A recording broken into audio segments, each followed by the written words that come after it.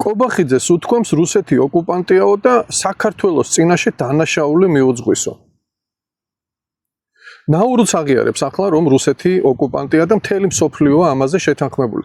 მართალია ის ღარიბაშვილის კარიკატურა რომ არის პაპუაშვილი, იმან რუსეთი საერთოდ ვერ ახსენა, როდესაც ჟურნალისტმა ოკუპანტზე კითხა, მაგრამ კობახიძის ნათქვამით თავიდან ბოლომდე ჯდება რუსულ ნარატივში და აი რატომ. რუსული პროპაგანდა ვეღარ ახერხებს პუტინის იმიჯის გამოსწორებას, იმიტომ რომ ყველა მიცის ის არის კაციჭამია და აგრესორი.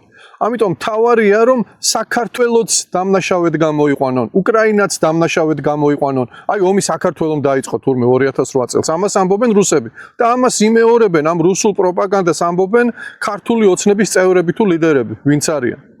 კიდევ კარგი რომ ჩვენ გვყავს პარტნიორები, რომლებიც ზუსტად ამის გამო ხაზს უსვამენ 7 აგვისტოს ომის დაწყებას, რუსული აგრესიის გაგრძელებას და ასე ვთქვათ ომის ხელფაზაზე გადასვლას.